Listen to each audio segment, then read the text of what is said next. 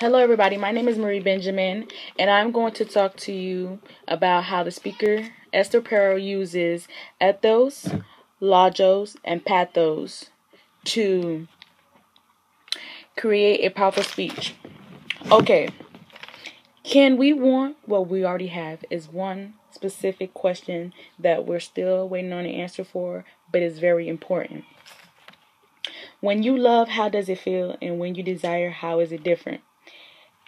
In the center of her exploration, she traveled the globe, noticed everywhere where romanticism had entered, there seems to be a crisis of desire, meaning expressions of our individuality.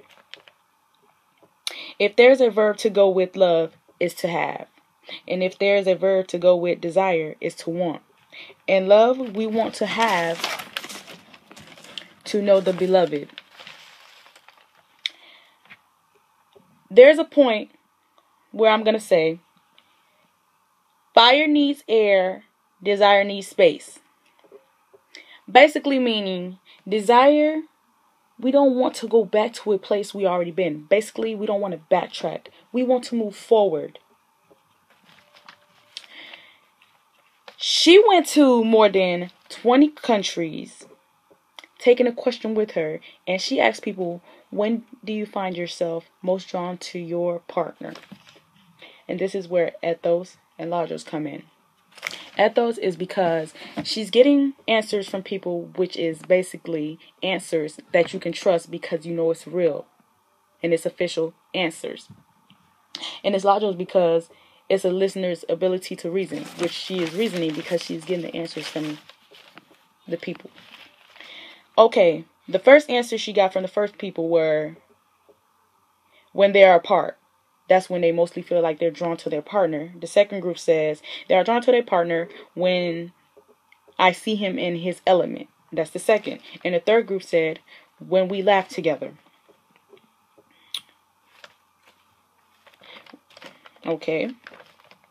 Quote, Proust says, mystery is not about traveling to new places, but it's about looking with new eyes. Okay, continuing. Sex isn't something you do, it's a place you go. It's basically a space you enter inside yourself or with another or others. To me, I feel like ethos, pathos, and logos plays a very important part in this because there's basically emotions in it from other people. Basically, when you're having sex with somebody, it's always emotions that's involved with it. You're not just doing it just to do it, but there's always emotion. Okay, some examples to back it up is, okay, animals have sex. Humans are the only ones that have an erotic life. Basically, an example is, we can make love for hours, have fun, have multiple orgasms, and touch no one because we can imagine it. Basically, we humans have the ability to imagine, which is very good. Right there, I just gave you ethos because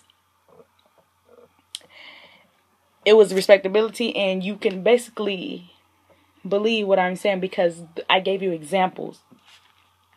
Also, I gave you reasons on why sex isn't something you just do, but it's a place that you go. Also, I'm going to take you to what sustained desire, which is a question that was asked, and it was answered very, very clearly.